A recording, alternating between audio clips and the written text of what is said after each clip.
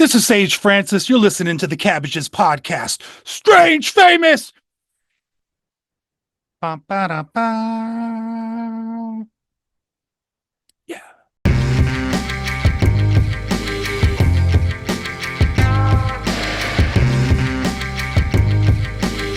Oh man, Jeff. What an episode this is going to be. I can't believe. Are you excited for this? Are you excited to do this?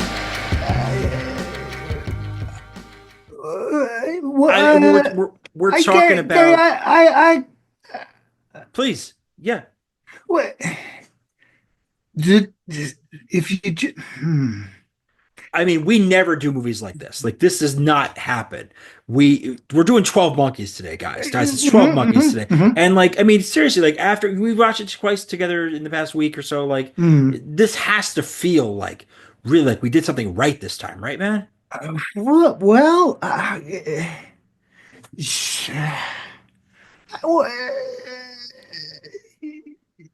mean, like this is a film. Like we're usually talking about movies where like the actors get nominated for Razzies. Instead, it's like we've got like the director of the fucking decade, and like Brad Pitt gets nominated for an Oscar for Best Supporting Actor. He wins the Golden Globe for this thing. Like, don't you feel like that's significant that we're talking about something like that? well, if you. Are you at least excited for our guest? We've got Sage Francis today. Are you excited for Sage Francis? Okay, good. All right. We're just gonna go into it. We're gonna go into it. It's a lot of excitement around here today. It's a lot of passion in the room. We are doing 12 Monkeys with Sage Francis. Be right back.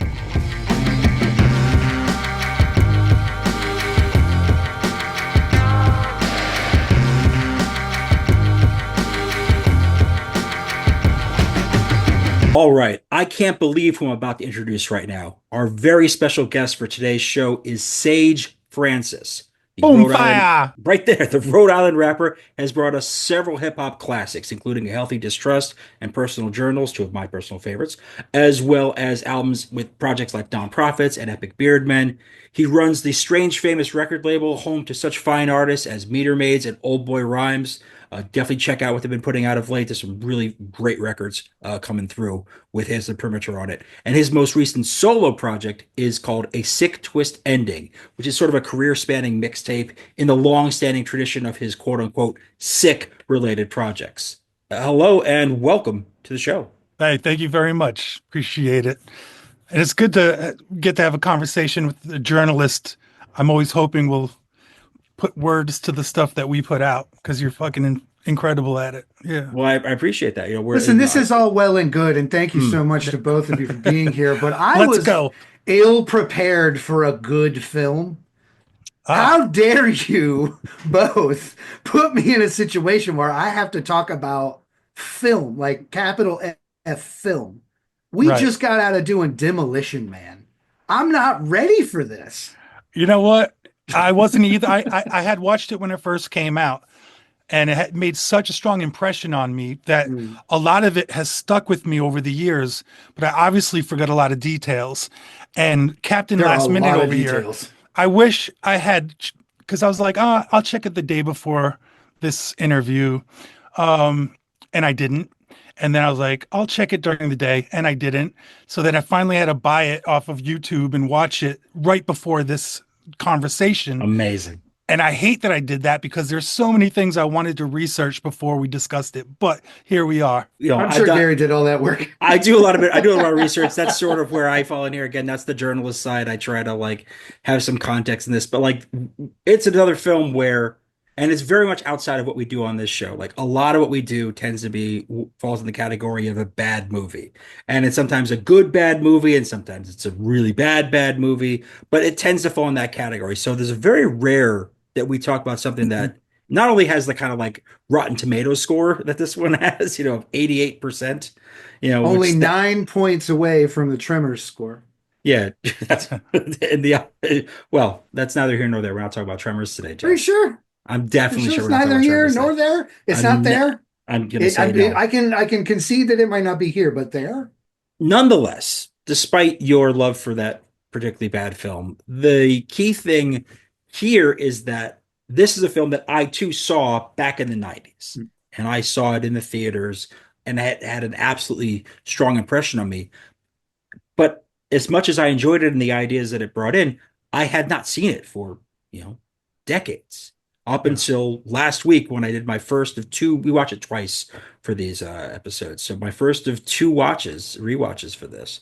And while I'm sorry you kind of had to cram for it in this respect, my second rewatch was the one that I think impacted me the most in terms of all these pieces starting to click in ways that I hadn't, and I watched it in a different way. The other thing is that a lot of times when we do these, because they're often bad movies, at least one viewing that we do, I do stoned. And Okay. in this case, I chose I do to both be stunts. stone sober the entire time because I was just so riveted by the entire experience and I wanted to catch as much as I could catch. So a quote from the movie, when they're in the movie theater watching the old time travel movie, they say, the movie never changes, but every time you watch it, it's different because you are different. And I'm like, as I was watching this movie, that I was already thinking that. I was like, oh shit. Like that's one of those moments in the film where you know they're on some shit. Like they kind of like predict how you're going to be thinking down the line after you already watch it, you know. I love stuff like that. I don't think I could have grasped as a teenager watching this for the first time in 1996. It came out in 95 at like New Year's, basically just to get awards, eligibility, but then it dropped like the first week of January of 96 in theaters and wide release. I couldn't have fathomed how I would feel about it at this stage in my life in my 40s because it is indeed that your life experience is different and your approach to this is different. But even coming into it last week and knowing how it ends, or thinking I knew how it ends, Right. that's the other Yeah. side of it. Thinking I knew how it ends, and being prepared for the whatever the Philadelphia twist at the end. Take that, M. Night Shyamalan. Like it's truly a different movie coming into it now. It felt like a Probably different movie. probably because when we were younger, when we first watched it, we fell for all the red herrings. So Sure. the ending of it, there may have been a disconnect as to what actually happened. And you really think like the Brad Pitt character was kind of in on the, poisoning or the virus, whatever. But yeah, now watching it, I had a much easier time following what was going on. Um, but sometimes at a certain age, you need a lot of handholding with good art. Yeah. So this movie, my relationship to this movie is very much like the movie itself. I've been telling people for years I love this movie. And when we watched it, I realized I'd never seen it. Oh my God. I've actually never seen the film until we watched it. And I know that I have, like in my soul, if you were like, Jeff, have you ever seen 12 Monkeys? I'd have looked you right in the eye and said, yes. I would have passed a polygraph. Aliens couldn't have told if I was lying. My brain waves would be flat as could be. It was all a dream. And like I swear to God, I read Word Up magazine as many times as I watched that movie, 0 times. Had no idea. I thought I'd seen this thing a bunch of times. And I like if you asked me what it was about, I'd be like, yeah, they like travel through time and it's really weird. That's what I would have probably told you. The only proof Which is true. But I'd never seen it. How did I know that? The only proof I had that I knew I had watched it is because I told Soul, the rapper Soul, I was like, yo, that guy in 12 Monkeys looks a lot like you, or you look like him. Okay. Because he had the long red ponytail at the time. This was the late 90s. And I could tell by the look on his face he had heard that many times. So, yeah.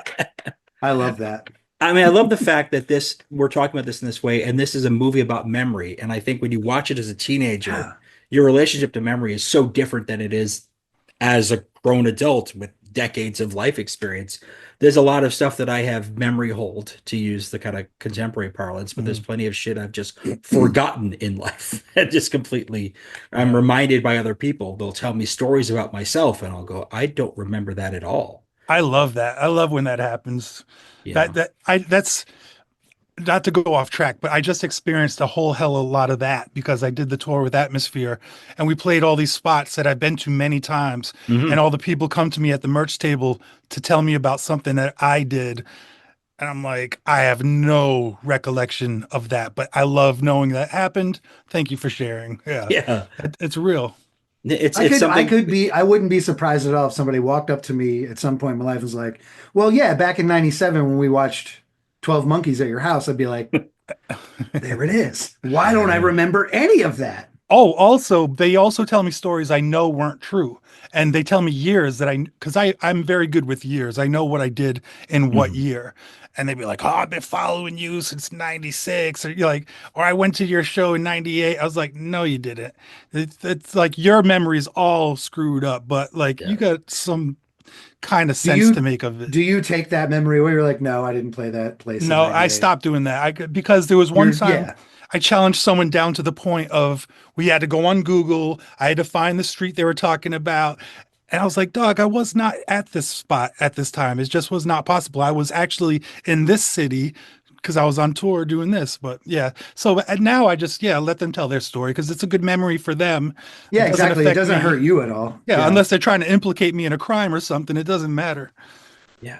And like one of the elements of this film that I forgot about entirely and didn't really grasp until the rewatch is that nothing about Bruce Willis's character going back in time is about stopping the plague. Right. And he says it many times. He does it many times. And that's another thing that I completely forgot about. I thought this was going back in time to try to stop it. And the tragedy of the ending of him witnessing his own death is, there are two paradoxes. Is the failure of that. But there are two paradoxes at play. One is the actual paradox that he's living through, and then one that is created by the people who are forcing his time travel. Because they're wrong about just about everything. First of all, they sent him to the wrong year twice. Yeah. They like don't have a perfect version of time travel, but they are acting as though they do. That there's no way that they could make errors. Yeah. You know what I mean? And then on top of that, they're kind of feeding him the idea that he can't change the future at all. Like it just can't be. You can't do it. It's impossible. So what we need you to do is bring us the virus so we can then take over. Yeah. I mean, in time travel talk, if that was possible and if he did stop the virus, then the future they're living in, they'd be wiped out. Right. Yeah. And they don't really go into that with this, which I really appreciate because it's like a wild can of worms. Instead, what they do, what I think this movie is so brilliant for doing, and they're not the only ones, but maybe the best I've ever seen, is the effects on the human brain and body from traveling through time. Like it's so rarely covered. Like Michael J. Fox, they do a lot of cool explanations of Back to the Future. It's a wonderful movie. I'm so glad we're talking about Back to the Future. Gets out of the car and is just like, what's up? Where are we? Yeah. Whoa, horses. You know what I mean? Like it's mind blowing. Like he looks around, and is like, whoa, this is wild. And Hollywood movie magic being what it is, I'm not like mad at any of these movies. No. But this one does what I think will happen to the human brain and body if you were to like continually move between. Amazingly, though, Bruce Willis's character, I mean, he's discombobulated a lot and he's getting confused a lot. That's just because he keeps being told a lot of different things. Right. And he's also being tortured and he's like, it's obviously taking its toll. And at times he doesn't know where he is. Like he doesn't know it's 1990 until they tell him. Right. So he's really confused as to why like none of the things he's referencing make any sense yet. So this is probably the first movie I watched that involves time travel where the character acts the way you would expect a human to act. Yeah. And that is very special in itself because it probably was the first sci-fi movie for me, probably, that like sparked something in my head where I was like, I love this stuff. Like I loved Back to the Future, but as a Hollywood blockbuster. Sure. As an event. And it like raises light questions about the like, but they're all episodically taken care of. None of the shit that he deals with is ever taken care of. They're like, he's committed. and like treat it as though he's a complete insanity.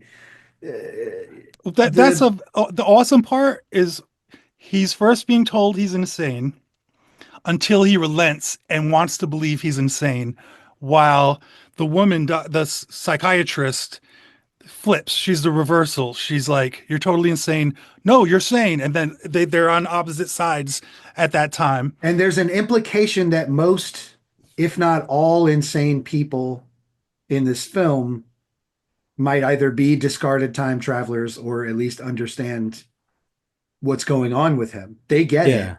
and are like, the best thing for you to do is just chill the fuck out. There are so many things that happen that I identify as like favorite scenes or some of my favorites, and one of them is in the mental institution when they meet a character called L.J. Washington, Yes. and he is a well-dressed gentleman, And he understands exactly what Bruce Willis is going through. asks him if he's mentally divergent because I am mentally divergent. I am both on this planet Ogo here, but I am also here with you, and I am cognizant of the fact that this is a mental divergence. And Yeah. then he says, "Are you mentally divergent?" And then he places his head on his shoulders, and Bruce Willis looks down and sees the bunny slippers on the feet. And it's just like, okay, the more I've watched this movie, the more that scene resonates because you start to go, how much of what I've seen in this film up to this point is real? And how much of Exactly. it And you then start the questioning toothless, your own perception of watching this movie. then the toothless homeless man. The guy who calls him Bob. Yeah. Yeah. Which He's like, that's one part I still can't quite understand what's going on. He's one of the Well, great mysteries of the film for sure. it's sort of, to me, and we can diverge on this if we want to, but to me, this character knows what's going on. It's like a Shakespearean jester. Where like, yes, this person's crazy, and everyone in the play treats them as they're crazy, but they're literally, he's looking in the camera and being like, yeah, I know what's happening. We're time traveling, baby. Yeah. That guy's, I know, I Maybe. see him and Maybe. I know what he's about. But also, you know, he's been horribly treated by society and is probably also completely insane from having done what he's done, whatever the experience may be. I mean, the one thing that we can say is that when we see him in 1996, when we see this character, the character's name I think is Louis in the credits. When we see Louis in 1996 versus when we hear him in 2035, we know he's real in 1996 because Madeleine Stowe's character, Yeah. the psychiatrist, she sees him and she speaks to him. And then when she sees him a second time, she engages him. So I'm willing to say if we're going to assume that everything we're seeing in the film is other than say his kind of warped memory of the incident at the airport where faces change and various other elements can be warped. I feel like we been are changed by getting, him time traveling. I Brilliant. believe that what we're seeing is this character is a discarded time traveler, or one who has managed to escape his situation by taking, you know, the element out of his teeth, or maybe it isn't. He isn't. Maybe he is a discarded time traveler, but that has nothing to do with it, and it's just a part of his mental breakdown through this There's process. definitely a lot of vagueness around that character. And then later, you know, he rips a guy's teeth out. Yeah, He rips his own. He takes his own tooth out. He takes his own tooth out. Yeah. And then Bruce Willis follows suit. Again, in maybe one of my favorite scenes in the entire film, in the kind of flophouse hotel, where he basically menaces the pimp in the bathroom by removing his own teeth in front of him. And the line, I had to copy this line down because it's after when the cops show up, he says, "I'm an innocent victim in here. I was attacked by a coked up whore and a fucking crazy dentist." Crazy dentist. Dentist. There's no other way to describe it. I again, I feel like I could talk through about all these different, you know, scenes that I love, but I think this idea of not quite knowing if what you're experiencing is real and seeing that flip happen to him is really fascinating. We start to wonder, like, maybe it is better for him to stay in this time and pretend or believe or make himself believe that actually he is just suffering from mental illness, as they try to convince so many people who are suffering from mental illness that what they're seeing or what they're experiencing is delusion and that they should join us in what we see as reality. Yeah, I've personally dealt with a lot of that in my life, and I highly identify with that in the movie. And with the doctor, Madeleine, what's her character's name? I forgot. Her character, I forget it offhand because it's They don't say her Catherine name a lot Rayleigh, in this movie. Rayleigh, like Catherine Rayleigh. Yeah, the name stuff. She said like this. Bruce Willis doesn't really talk to her very much and use her name. And Brad Pitt's character, we haven't even discussed really yet. Brad Pitt's character just refers to her as his psychiatrist or his Yeah. former psychiatrist. So she's only really mentioned on the news reports largely in Hmm. this. Right. And then I guess when like Frank Gorshin, the Riddler as Doctor, refers to her as Catherine, I guess that's in there. But yeah, Rayleigh is her name. Well, I got to say, she steals the show for me on rewatch. Brad Pitt's character was my initial like, oh, okay, he's not just a pretty face. This guy has And he got acting nominated chops. for a lot of awards for that performance. I feel like she was the best actor in this film. I Mm. believed The everything that she straight did. person, as it were. Yeah, I just believed everything that she said it, how she felt. It all like oozed out of the screen. Brad Pitt did a brilliant job, but some parts were just a little goofy, and you're like, okay, there's comic relief involved in that. Bruce Willis killed it. He's a wonderful actor. The one scene where he knocked it out of the park, because there's some scenes where I don't think he did so well, but the one scene that he totally nails it is when he's in the car and he tells her to turn on the music and how he reacts to the music and the multiple emotions that he goes through, you know, realizing like what he doesn't have, what he wants, and what the music is doing to him. That scene stuck with me the first time I saw it. This time, when I saw it, it still has the same effect on me. It's always stuck with me the way he reacts to music, It's what a it beautiful means. scene. It's a beautiful scene in that respect because you do get the sense of, it's a scene of lucidity in that this man knows in his like he has been isolated all these Mm, years for so much of his life, and to hear a song that even predates his own childhood, but to hear this music that is music in a place that is devoid of it has such meaning to him, and that's right. The one thing I do want to say about his performance in this is I do agree with you. I think Madeleine Stowe, especially because she's the one who goes from being the academic who's approaching the Cassandra complex from a psychiatric point of view to becoming, herself a Cassandra in that respect. mm.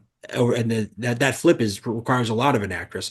Bruce Willis was not Terry Gilliam, the director's first pick for actor for this by any stretch of the imagination. Mhm. He was reluctant to include Bruce Willis, and in fact, one of the things that I've came up with in my research is that he put together for himself a list of Bruce Willis ticks and tropes that he found that he would dissuade Willis from using throughout the movie. So it is so different than even the stuff he was doing at the time. It is a different, even though we can say maybe it's not, there are areas where it doesn't mean it's his best. He's your protagonist in the sense that he is the top lined, A-list Hollywood movie star.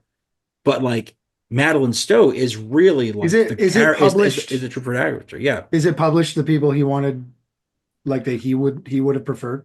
There was I couldn't find anything. what I found was he originally wanted Nick Nolte to Mm, play mm, Bruce Willis's role, hmm. and he wanted Jeff Bridges, who he'd worked with in The Fisher King movie he did prior to this, Hmm. to play the Brad Pitt role.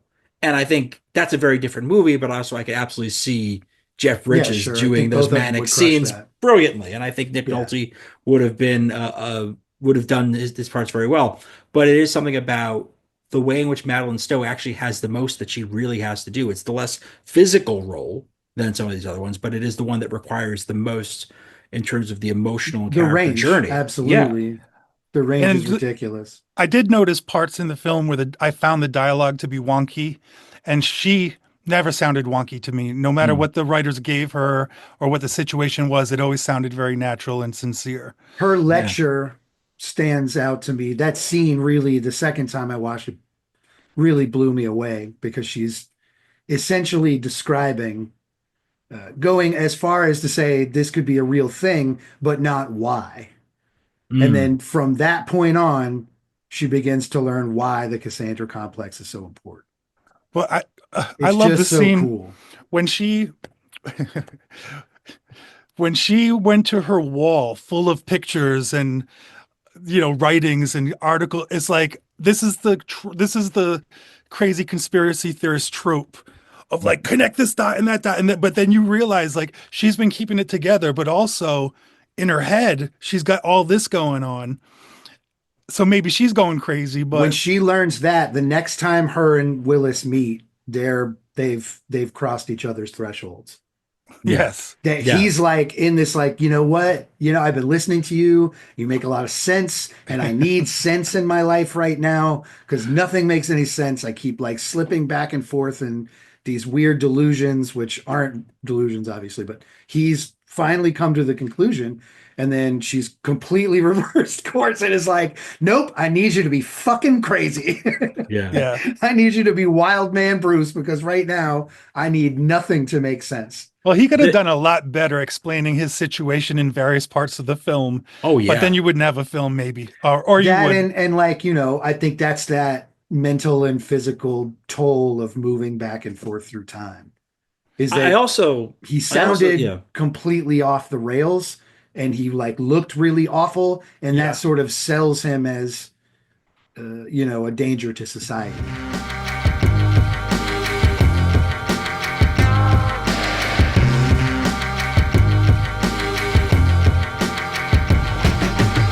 It's also worth remembering that he has not been living in a properly socialized setting all these years. Right. So he's actually, his ability, we don't know yeah. why. He's just a guy who, according to these scientists, and I'll talk about the scientists in a sec, like has a good memory and therefore can retain information. But it doesn't mean he's like. But according to the guards, is a violent criminal. Yes. The guards give us a little bit of like, what they think he is. Mm-hmm. And then the scientists are like, that doesn't really matter to us. Yeah. That's not really a big deal. The scientists, who are largely sort of just kind of this amorphous group of talking heads, save for one in particular who plays a particularly key role at the end, like they have in the credits, they have actual roles. They have actual jobs. Like they are called things. Like one of them is a botanist. One of them is an astrophysicist. One of them, like they have like disciplines in this that are so many people microbiologists, zoologists. One of them is in insurance. And then insurance. yeah. I love that about it because it shows that like they needed scientists and there aren't many left. Yeah. There aren't many people left. So whatever you studied, it's broad enough of a scientific thing for you to be on a panel that kind of runs everything. Yeah. And it's interesting. The one who gets to go back into the past, the one who ends up having the role as insurance, calls herself Jones when she interacts with the actual perpetrator of the viral release. Mm-hmm. She's the astrophysicist in all this. So she's not a virologist. They don't have a virologist. They don't have somebody who's it's tongue in cheek, right? Like she does this specifically because she's the insurance to make sure they actually get to preserve their because they can't count on Jose, who's totally confused on everything. Oh yeah, and they can't count on Bruce because he's too far gone. So she's the insurance policy that sits. They get the plane ticket for her to sit next to, and they just didn't. What I believe is they didn't think that Bruce Willis. They didn't think that the crazy man and the kidnapped doctor would figure out who it is and try to kill them. And what a time to have a shooting in an airport and all the flights still take off. Yeah, man, that's the 90s. I don't feel like it was so much simpler then, right? You kept your shoes on. It was a whole different time. Yeah, you just rolled it. You could come in with like wild scientific vials of shit, and they were just like, "Yeah, it's just a thing." All right. I watched this film. Enjoy your flight, man. Where are you heading? Oh, you're heading to 14 different places with vials of scientific material? In 1 week. You're flying all over the world in 1 week. All right. Thanks for the $100. And you don't even have to give your real name. No. No, it was a simpler time. I flew like that. I've done that. The other thing with I used to not have any identification.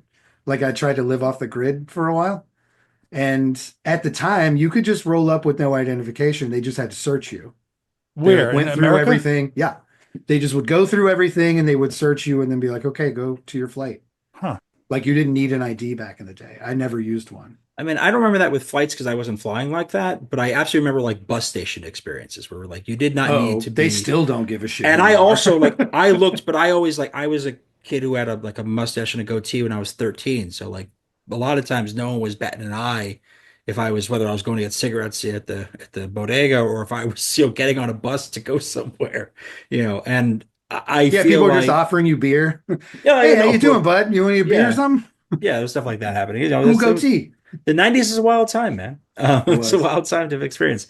What's There's a lot of this that I get so enamored, but one of the things that we do on this show a lot is we find like plot holes or things that we have questions about, and that often comes through. And I watched this when I did my second rewatch yesterday. My wife joined me, and she's another person who had seen it in the 90s. And she was especially pointed out that, we were going to see Brad Pitt's butt, and that was something that There was some dudes' asses in this thing. definitely was. We got some dude butt. For And sure. she said, two juicy white boy asses in this movie. honestly, And a both, good like, long prime. look. This wasn't like streaking across. Like Bruce Willis got his ass scrubbed back to back. There's some Double cheesecake ass going on scrubs. Double Which is- cheeked up. It's no surprise she said to me that this was a film that her and her friends rented from Blockbuster often. It was a reliable go-to. I can understand why. But she pointed out something to me that I found that had me questioning. She's often really good at seeing things that I'm not seeing. And one of them is in that scene at the airport.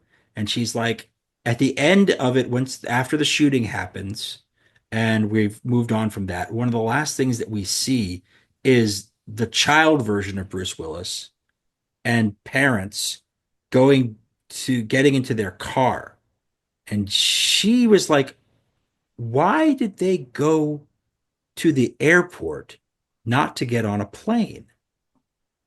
They were there to And pick somebody up. That was my first thinking. But they may have been inside. No, they may have been inside the security, which is rare for going or to pick dropping somebody someone up. off.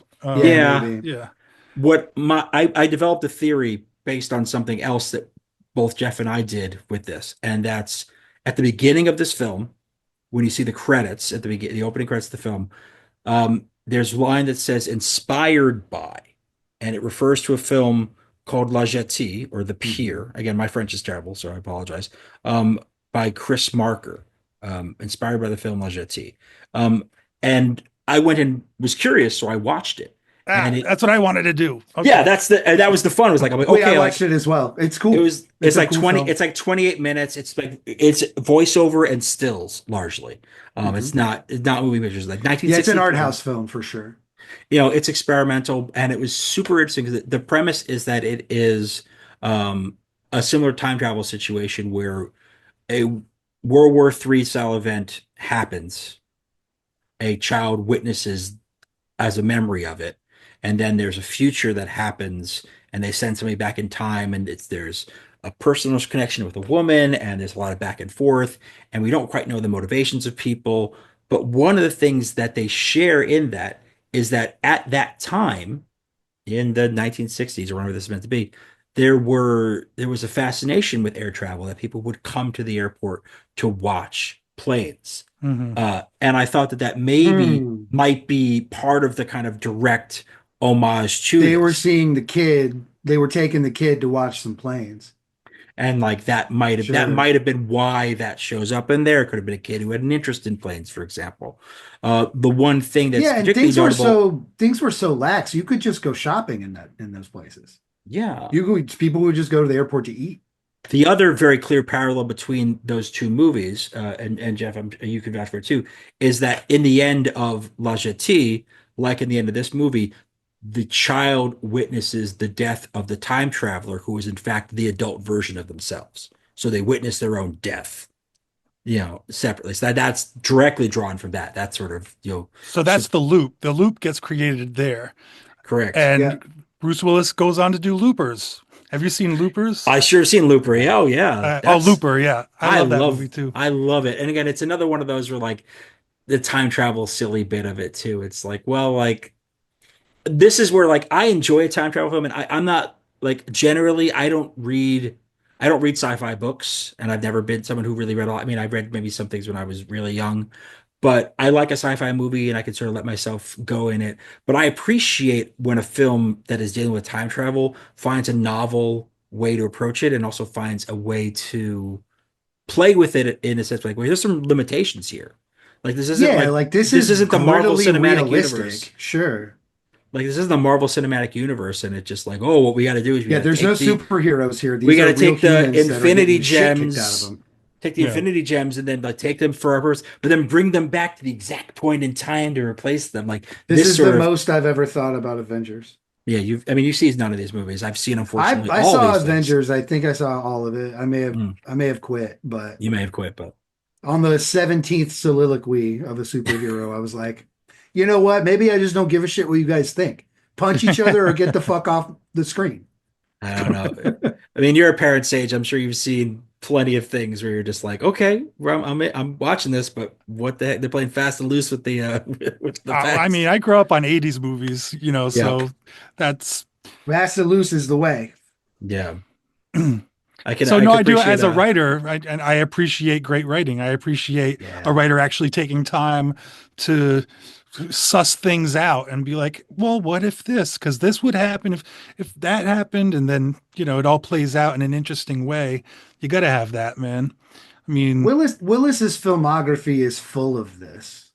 He also did Sixth Sense. He did. There's a Sixth Sense. There's a Sixth Sense part in the movie too, where he goes, an Inception "All I bit. see is dead people." Yes. Yeah. That was so good. It's really cool. Willis made some interesting choices around science fiction for sure. Like Fifth Element, Luc Besson's Fifth Element is one of my all-time favorite movies. Yeah. And he plays a very Bruce Willis character in it. It feels very much like a lot of the guys we saw from Moonlighting through Die Hard.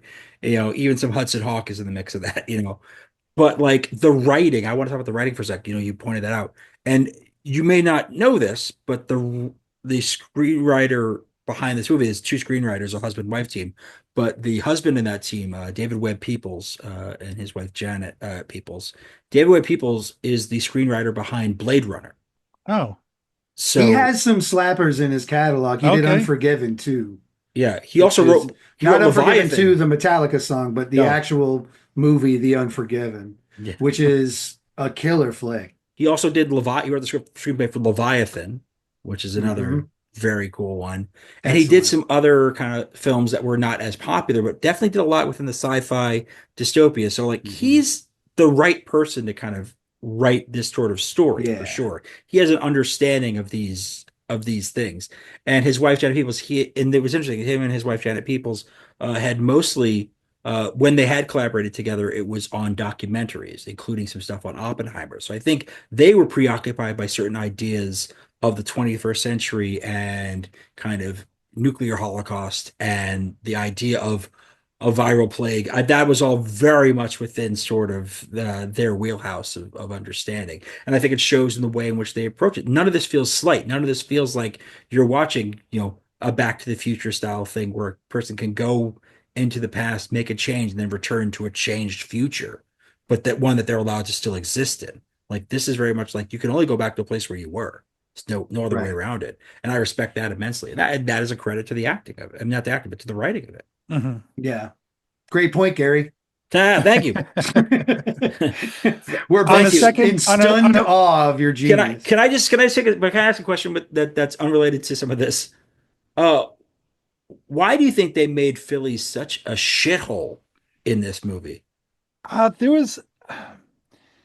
Why did they make the holding cells look like total it's another like a movie trope that for some reason must have been on purpose because everything feels purposeful in this film. For sure. I mean that's something I would expect from like a trashy 80s movie. It's just like, oh yeah, we just got a bunch of people crammed into the holding cell. We got the punk rockers, we got the hookers, and everyone's just going wild. And the mental institution, like I've been to mental institutions, like that's not how shit goes down. It's just like, way over the top the way they're portraying things. So sure there's a reason for it, but those two things in particular, I was like, I didn't know really if I was looking like trash. I would hand it off to I went there when I was young, and it was one of the things that I remembered, that there was, at the time, there was trash everywhere. They have beautified the streets of Philly quite a lot. But again, isn't that just one of the But it like inner wasn't like city the tropes? buildings weren't falling apart. You know what I mean? Like I didn't see a street littered with houseless humans. Oh, there are. Yeah, Philly is like that. I Yeah, mean, there's some they're and it there, but is. it wasn't like this. There wasn't like a whole neighborhood just for homeless people. I believe they Yeah. shot this movie somewhere around what is now Reading Terminal Market, which is obviously Sure.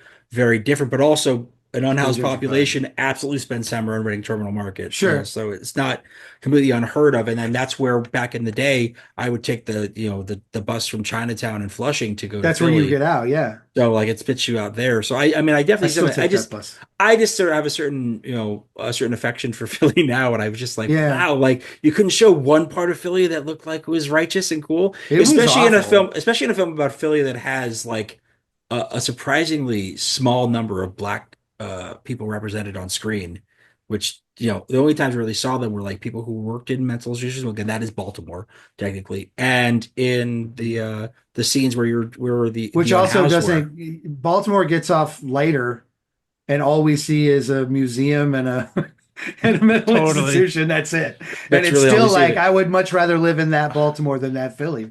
But they just wanted to show a society on the brink of collapse, I think. Yeah.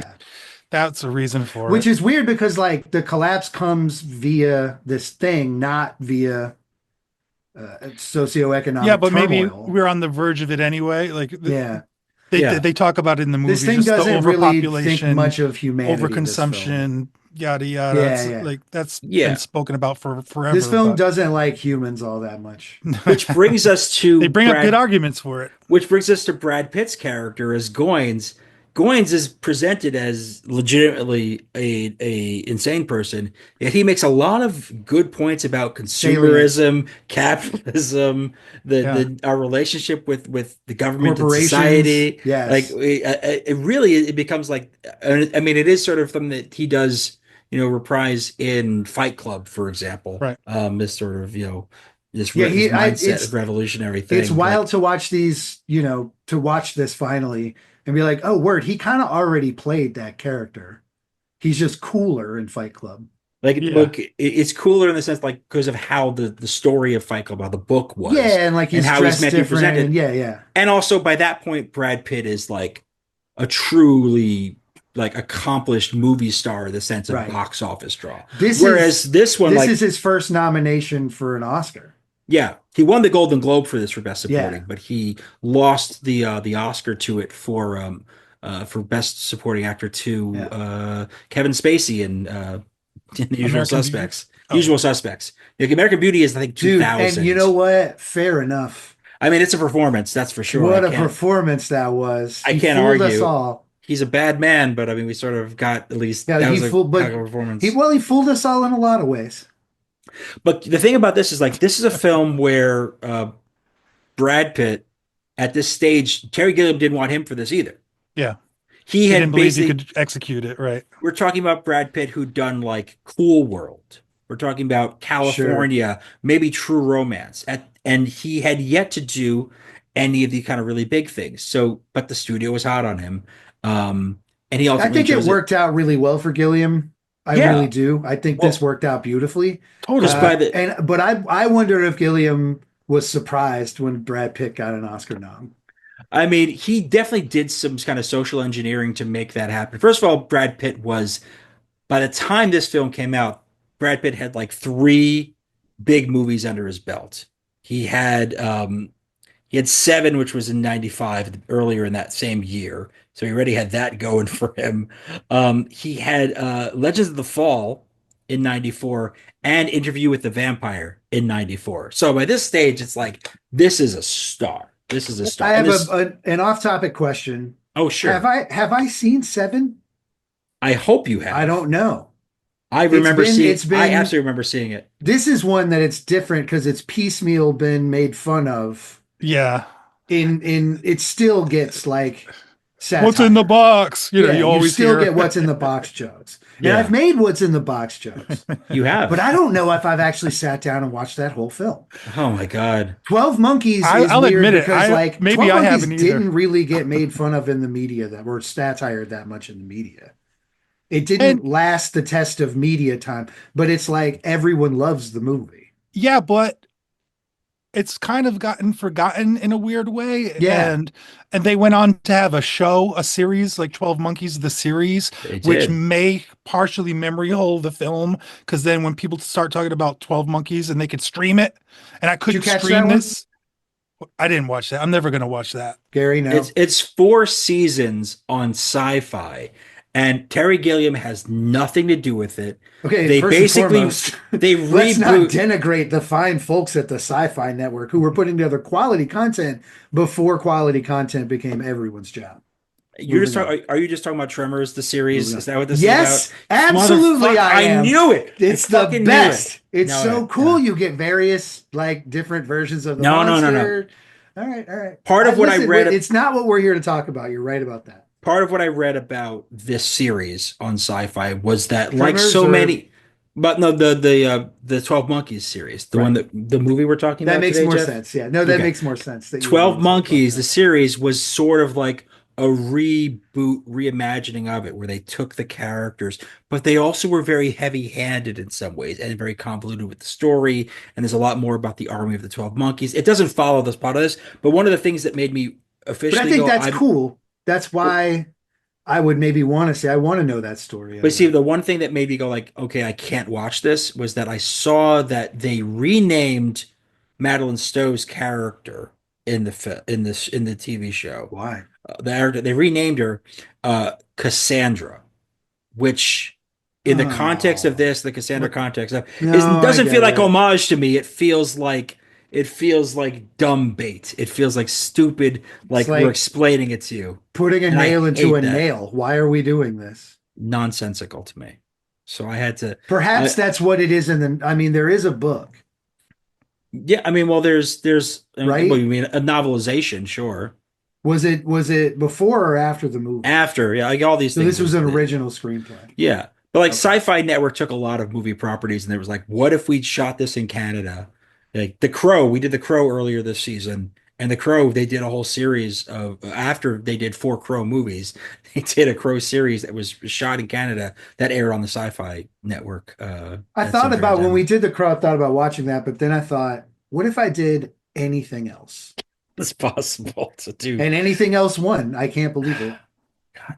Yeah, look, but I mean, we get Brad Pitt right as he's about to be truly a bona fide Brad movie star. motherfucking Pitt. And Yeah. this movie with Bruce Willis and Brad Pitt, and I want to give Madeleine Stowe her flowers because, like, this was a big movie for Madeleine Stowe, but it's not as if she was a nobody. You know, No, she she was she she was she big coming in. she shows up in Stakeout in '87, in Revenge opposite Kevin Costner in 1990, Unlawful That Entry movie is fucked up. 1992. Yeah, 1992 Unlawful Entry Also a with Kurt fucked up Russell. film. And then fucking Daniel Day-Lewis, The Last of the Mohicans. Like she was in movies. Yeah. She was not just one. It's a shame that like sort of like we don't talk about her in the same way. And I was kind of delighted to be like reminded of the Superstar. fact that she was a big deal. That's She a was a big Yeah. hell deal. of a run. You and think about the co-stars: Daniel Day-Lewis, Ray Liotta, Bruce Willis, Brad Pitt. That's a scene partner right there. Yeah. All of these people had to like up to get up to her game. There's only one scene where she gets upstaged, and that's when they're driving to the airport to fly to Key West, and the Mm. cabbie is a woman.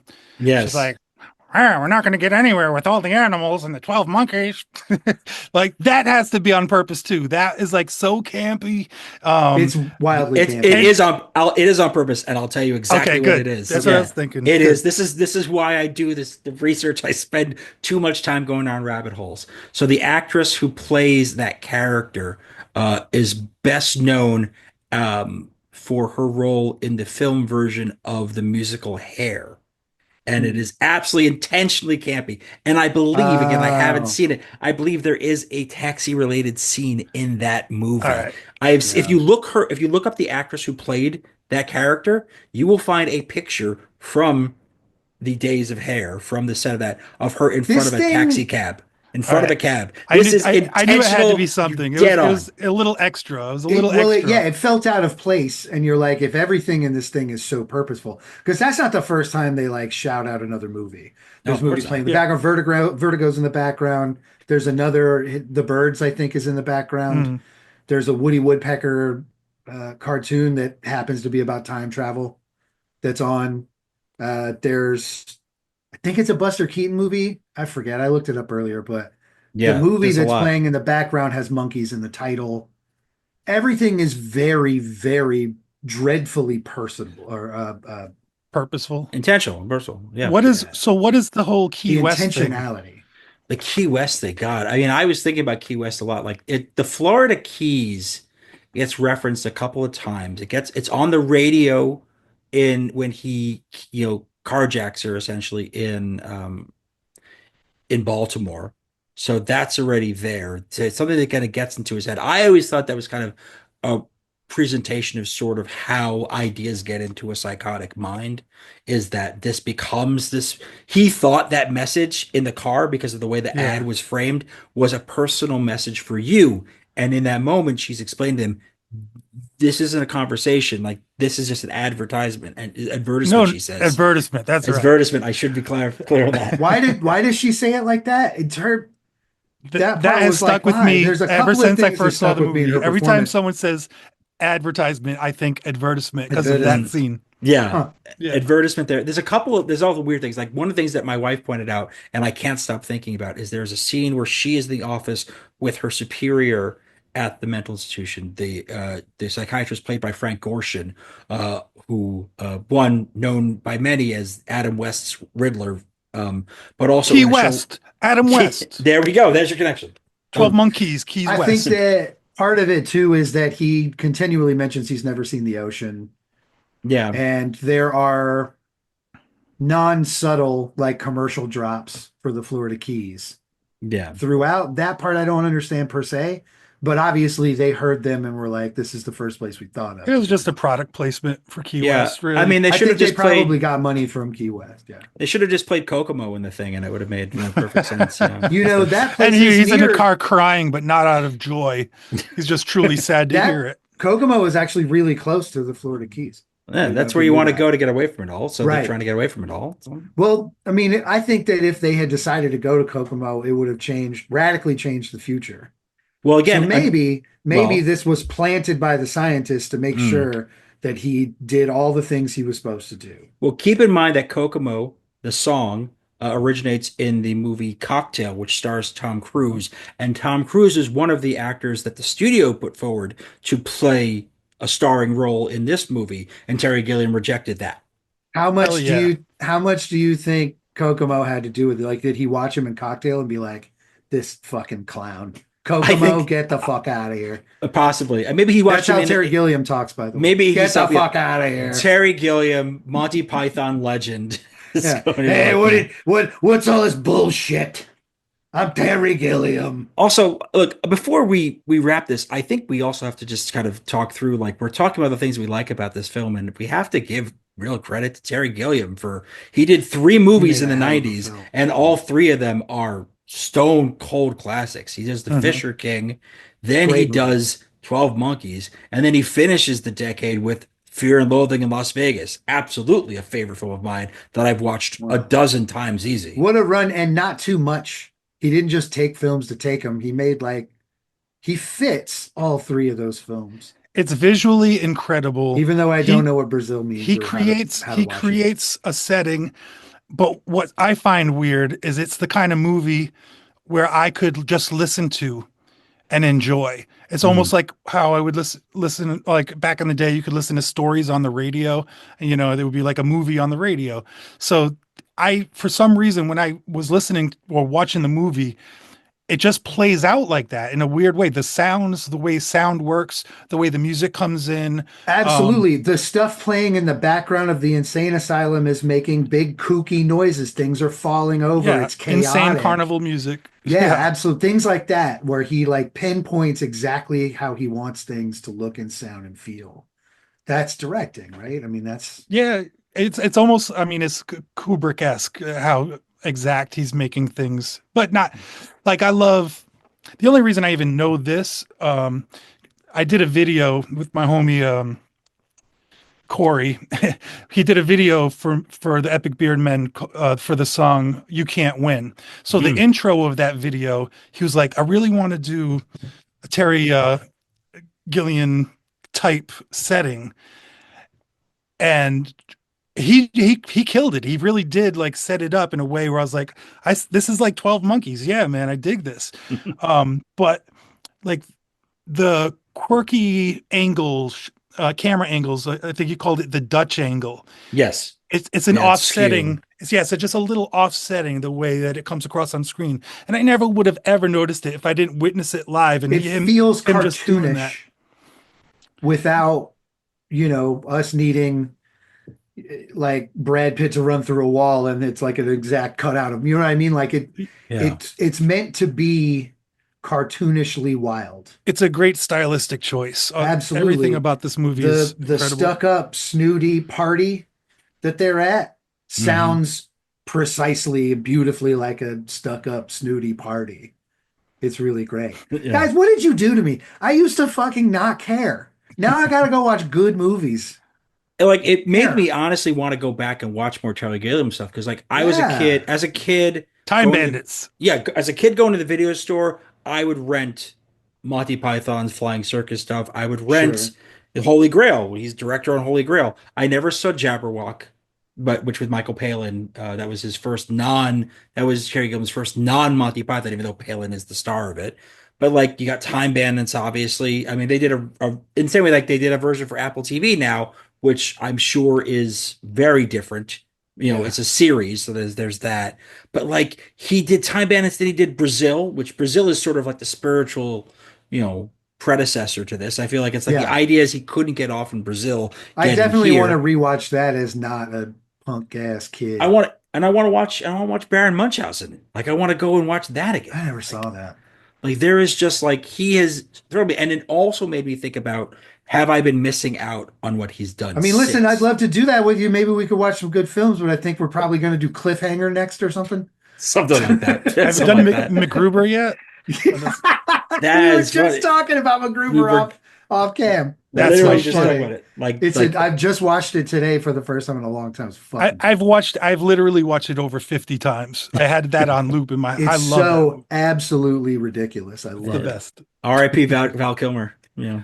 Yes. Rest in peace, sir. Yeah. So it's I think that if anything, this film has kind of reignited my love for a director who I maybe have not fully thought about in terms of my favorites, and now I want to go back and pursue it further.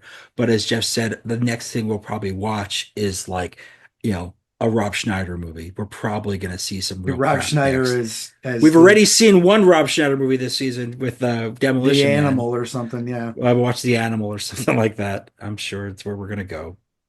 Well, feed your brain some great stuff, or just fuck off and have a laugh. Either way.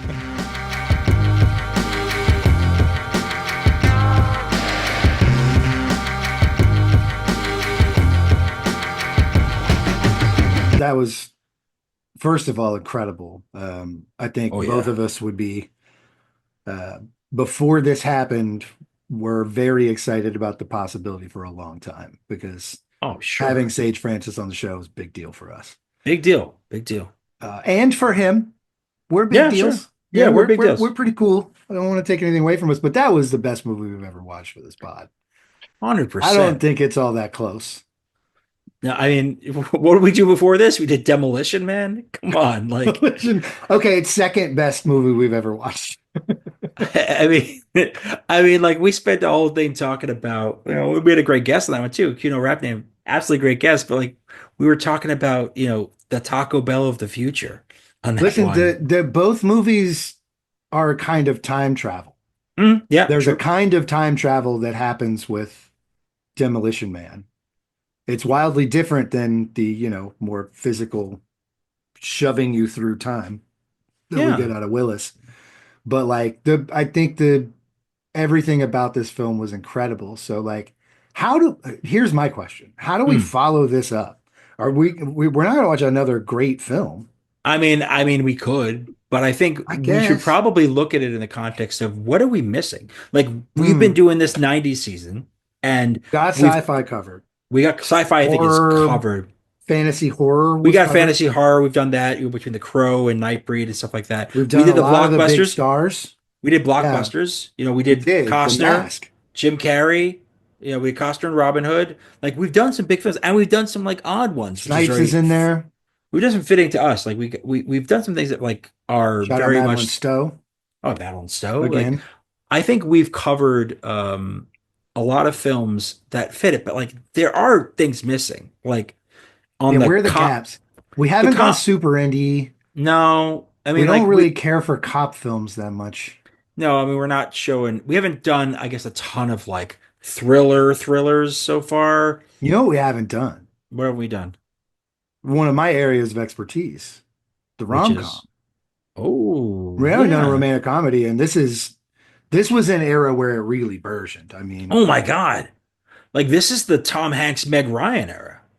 You got like we haven't Sleepless done any Tom Hanks, Meg Ryan. We haven't done and any of Tom that. Hanks is a huge star. This got Sleepless in Seattle and you got Yeah. Mail. Like I mean, we could do either of those and be Chappelle's in perfect. You Got Mail. There's a bunch of people in You Got Mail that are wild, like for that time period. We could absolutely do a Tom Hanks Meg Ryan rom-com. Absolutely. Did they do any other ones after those two? No, but it will. I guess You Got Mail will be in the 2000s. Maybe it's Sleepless in Yeah. Seattle. We'll see. Wait. Didn't they do one before? It's the Cabbages Podcast Network.